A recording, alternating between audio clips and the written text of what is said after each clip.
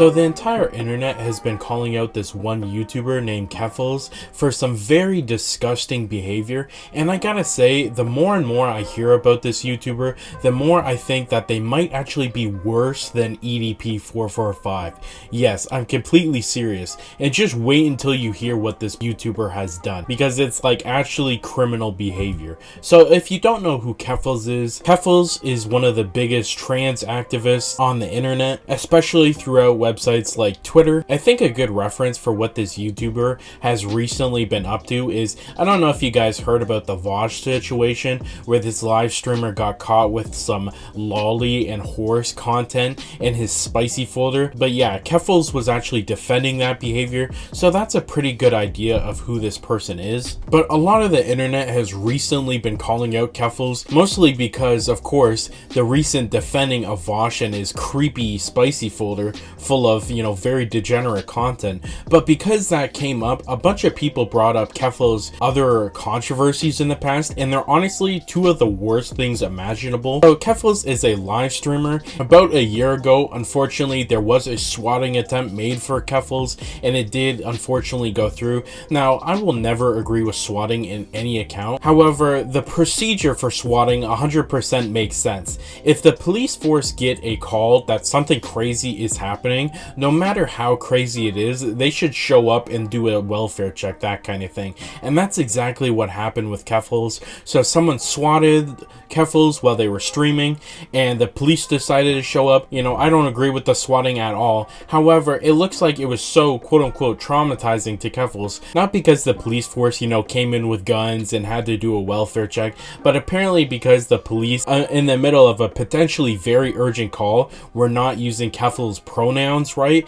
And so what did Keffals decide to do? They decided to start a GoFundMe to sue the police force that did the swatting. Keffals didn't decide to sue the person who swatted them. They decided to sue the London police force, to fight some apparent injustice or something. And so this was a major GoFundMe, okay? Over $100,000 was raised, of course, because a lot of people wanted to see, quote-unquote justice again, and see Keffals sue this police force so that, maybe swatting incidents would happen differently in the future.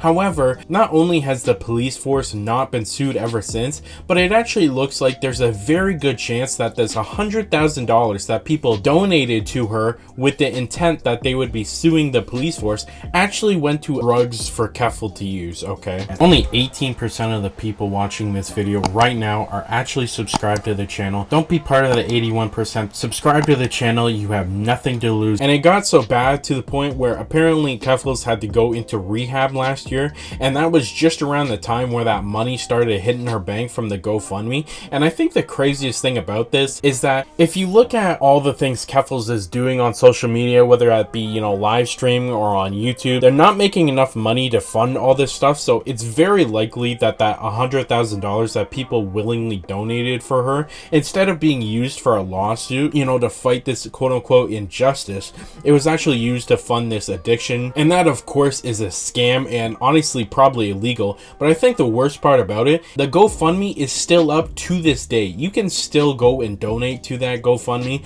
which is absolutely ridiculous. And somehow scamming $100,000 from Keffals fans isn't the worst thing Keffals has done. So of course, if you know anything about like the trans movement, a lot of the things have to do with like some pretty horrible surgeries, doing like hormone treatments. And if you didn't know, there's a lot of places, with common sense at least, that allow most of these procedures when you're like 18, when you're an adult and you think you're able to make these decisions, these life-altering decisions with enough information. If you're an adult, most places just say, go ahead. However, Keffals wanted to change this, and they wanted to send a bunch of these life-altering drugs to children in places that didn't allow it, and it was illegal. And on top of that, the website that Keffals set up to sell these, hormone drugs to children had marketing towards children that pretty much said like, hey, don't tell you about this, which was absolutely disgusting and disturbing.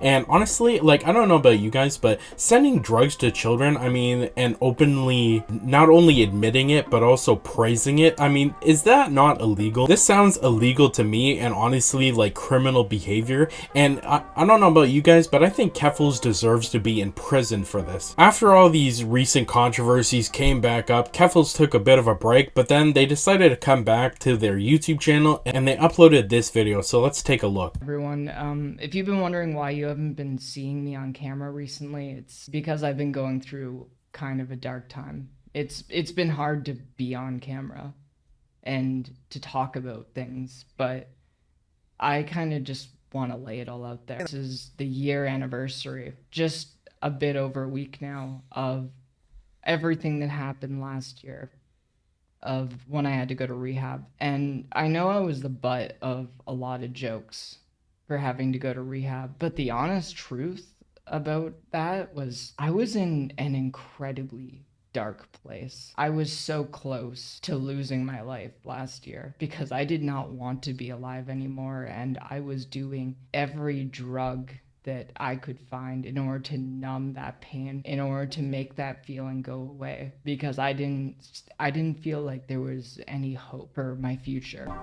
So Keffals made this video because they were getting a ton of criticism online, and I think the craziest thing about this is, if anything, it'd probably make the criticism worse, because Keffals pretty much just admitted that, you know, they were trying all these drugs last year pretty much exactly when they allegedly stole all this money from their fans to, you know, do this justice thing. And as far as I know, there's no current lawsuit in process, so it sounds like, yeah, Keffals did steal this money to do drugs, which is absolutely insane. Like, think of all the people who actually wanted to see like some justice and some change from, I don't know, swatting procedures in this police force, and they donated in good faith just to, you know, give that money to an addict, which is absolutely crazy to me. This isn't related at all, by the way, to any of the drama.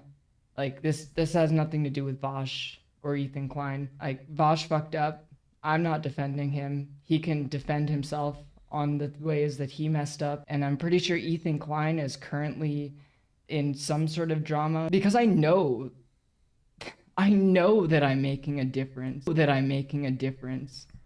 And I know that a lot of people respect me. Yeah, you're making a difference in the absolute worst way possible. You know, defending Vosh's degenerate behavior. If anything, the difference you're making is easily the worst kind of difference possible. You know, sending hormones to, like, children, literally minors. And I think the craziest thing about that is, I don't think we have an exact amount of children who we know bought these hormones from Keffals directly. Honestly, I'm not sure that information will ever come out, but the fact of the matter is, any number more than 0 minors buying drugs from Keffals on the internet is insane to me. I can't fathom why anyone would still be following or respect any opinions from Keffals. The deranged behavior of sending hormones to children, you know, literally minors, and then including in the marketing for that website to not tell their parents, is literally criminal behavior.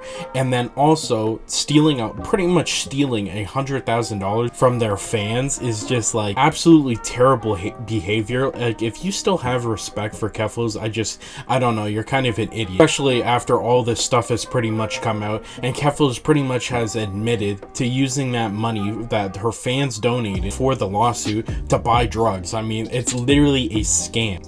And when I initially said that Keffals is worse than EDP445, I completely believe it, because EDP445 tried to meet up with a 13-year-old, you know, for that cupcake incident, and that was absolutely disgusting. Of course, EDP actually met up with those, you know, YouTubers who tried to expose them, so it looks like he didn't actually do any real damage to children, thank God.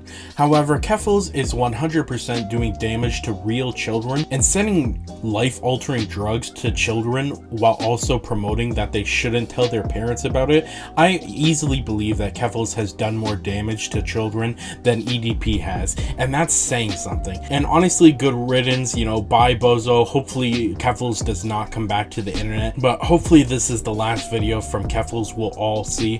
But that's just my thoughts on the situation. You can let me know your thoughts down in the comments. In our last video, we talked about this major Minecraft YouTuber named Wilbur, who had just recently responded to some major allegations in the worst way possible. Click here to watch it now.